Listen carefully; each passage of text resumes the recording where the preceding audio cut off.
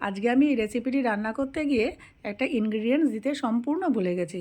আপনারা দেখে বলুন তো আমি কোন ইনগ্রিডিয়েন্টসটা দিতে ভুলে গেছি এবং কমেন্ট বক্সে আমাকে লিখে জানান।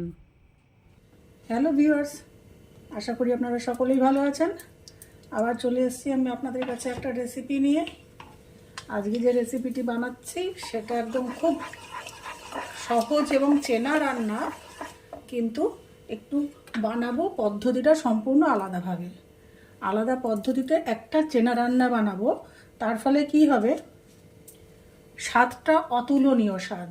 আপনারা এভাবে একবার বানিয়ে দেখুন বা নিজেও খান, বাড়ির লোককে খাওয়ান, সবাই অবাক হয়ে যাবে যে একটা চেনা রান্না এইভাবে মানে অদ্ভুতভাবে কীভাবে এত সুন্দর হয়ে গেল। আচ্ছা, দিয়ে দিচ্ছি 3টে শুকনো লঙ্কা। আগে শুকনো লঙ্কাটা 3টেকে আমি ভেজে তুলে রাখবো।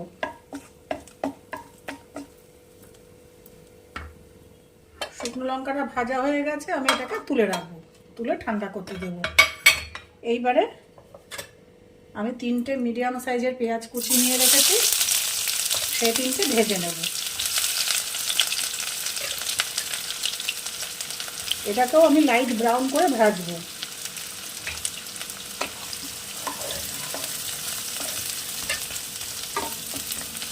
একটু আমি তেল কম দিয়েছি ইচ্ছা করেই, পরবর্তীতে আমাদের আরেকটু তেল লাগবে, সেই জন্য একটু তেল কম দিয়েছি।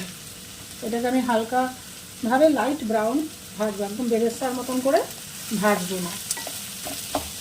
আপনারা স্টেপ বাই স্টেপ দেখতে থাকুন আমি কিভাবে এই রান্নাটা করি। আর খুব উপাদানগুলো খুব সাধারণ উপাদান, এমন কিছু আহামরি না, ঘরোয়া উপাদান সবসময় আমাদের হাতের কাছে এগুলো মজুদ থাকে, সেইগুলো দিয়েই আমি বানাবো। আমি চেষ্টা করি তাই, খুব একটা আহামরি বেশি কিছু দিয়ে রান্না করার চেষ্টা করি না, যে সবসময় আমরা হাতের কাছে যা পাই, ঘরে যা থাকে, আমি তাই দিয়েই রান্না করার চেষ্টা করি। এটা আমি ভেজে নিয়ে আবার ফিরে আসছি আপনাদের কাছে। অল্প তেলে আমি একদম পেঁয়াজটাকে ভেজে নিয়েছি, এর থেকে কড়া আমি ভাজবো না। এবার এই পেঁয়াজটাকে আমি তুলে রাখবো। যে কড়াইতে পেঁয়াজটা ভেজেছি সেই কড়াইতেই দিয়ে দিলাম আর একটু সর্ষের তেল।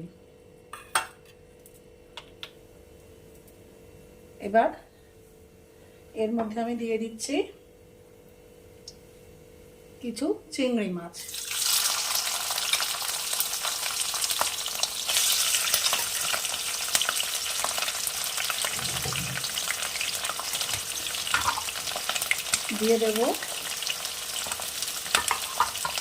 দিয়ে দেব হলুদ, আর দেব একটু সামান্য লবণ।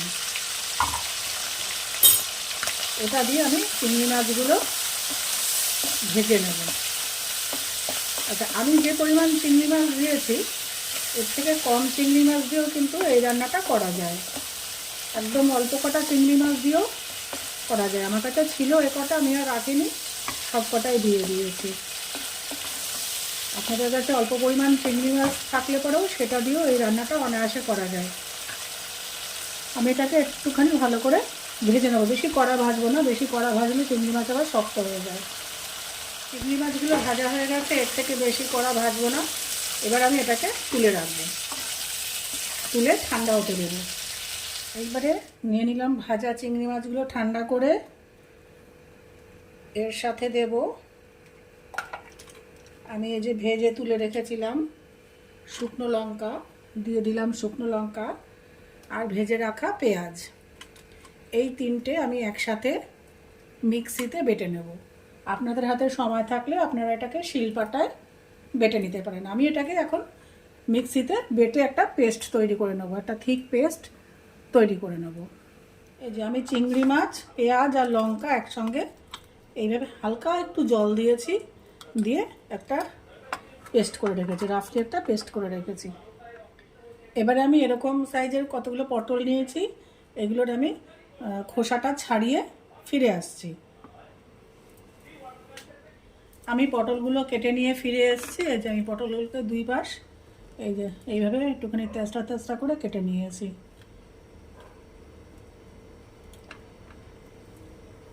যে কড়াইতে আমি মাছটা ভেজেছিলাম তার মধ্যেই দিয়ে দিলাম আর একটু সর্ষের তেল।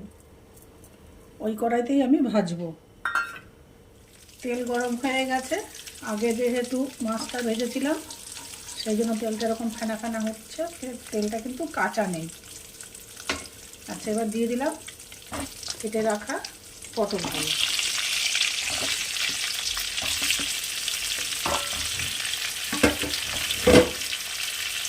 দিয়ে দেব অল্প একটু লবণ,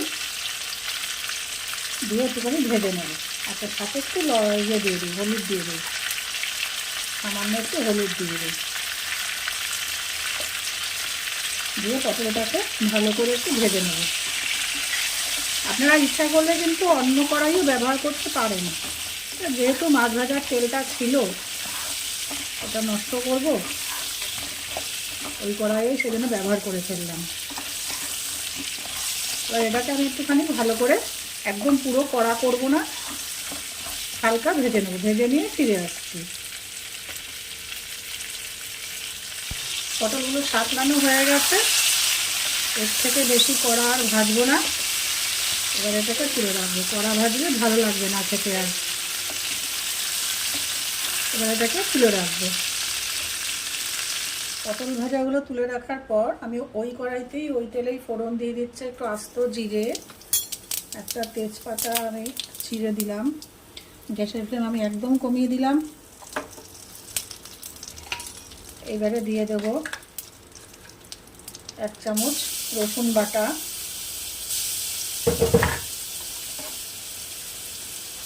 1.5 চামচ মতন আদা বাটা,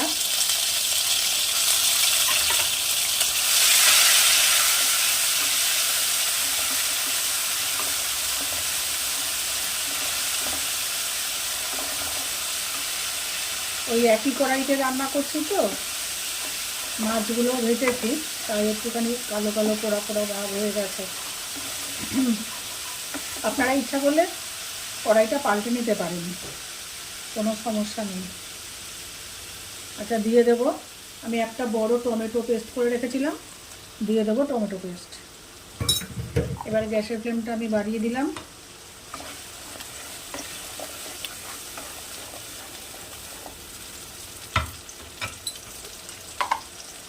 এবারে দিয়ে দেবো 1 চামচ ধনে গুঁড়ো, কোরিয়ান্ডার পাউডার, 1.5 চামচ মতন দিলাম। আপনারা ইচ্ছা করলে হাফ ধনে গুঁড়ো দিতে পারেন, হাফ জিরে গুঁড়ো দিতে পারেন, বা জিরে বাটা ধনে বাটাও দিতে পারেন। দিয়ে দিচ্ছি অল্প একটু হলুদ, একটু লবণ,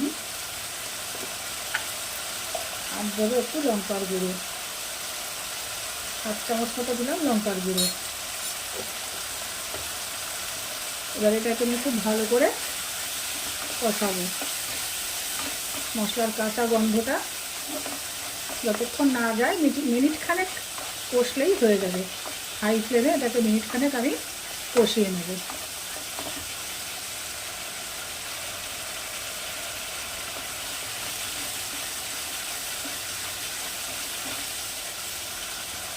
আপনারা স্টেপ বাই স্টেপ দেখতে থাকুন আমি কীভাবে এটা রান্না করি। খুব সুন্দর হয় এটার টেস্ট।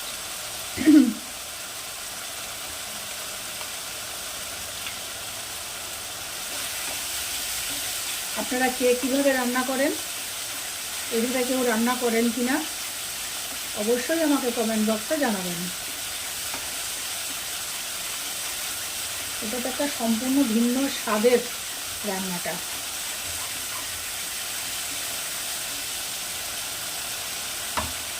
তেল ছেড়ে গেছে মশলা থেকে। এবার এই যে আমি চিংড়িটাকে পেস্ট করে রেখেছিলাম, দিয়ে দেবো এই পেস্টটা।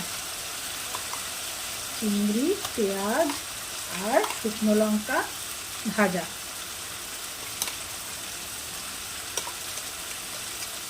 শুকনো লঙ্কা ভাজার একটা খুব সুন্দর একটা টেস্টও হয়, ফ্লেভারও আসে।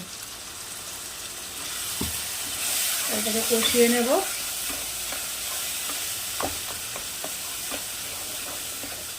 আঁচটাকে একটু কমিয়ে নেব।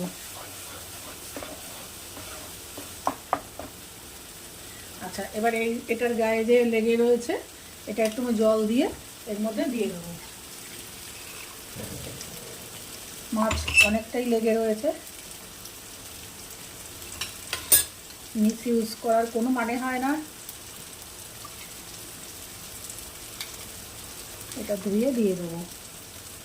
সবাই দেয়, বড় বড় রেস্টুরেন্ট বলুন বলুন সবাই দেয়, ওদেরটা দেখা যায় না, আর আমরা সরাসরি করি বলে আমাদেরটা দেখা যায়।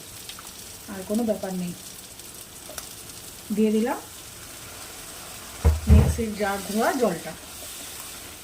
এবার এটাকে কষাতে থাকবো।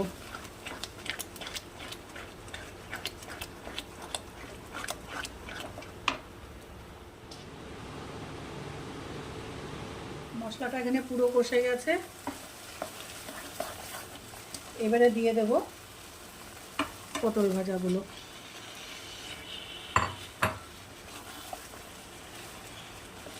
হালকা হাতে নাড়াবো। গ্যাসের আঁচটা এই মুহূর্তে হাই আছে, পরে আমি একটুখানি লো করে দেবো। আচ্ছা, দিয়ে দিচ্ছি 1 কাপ মতো জল।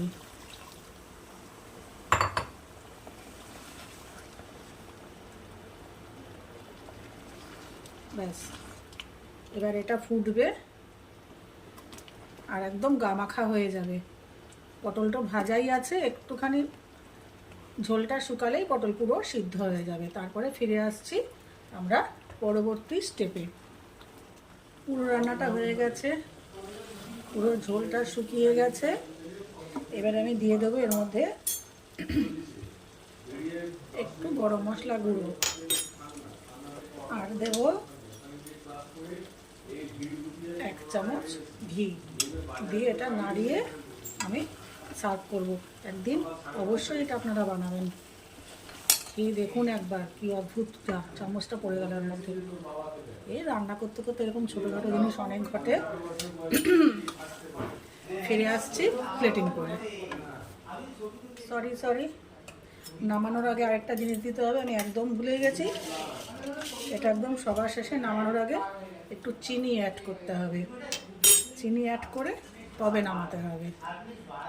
আমি বলতে একদম ভুলে গেছি এবং দিতেও ভুলে গেছি। যাই হোক, এবারে আমি সার্ভ করে প্লেটিং করে ফিরে আসছি।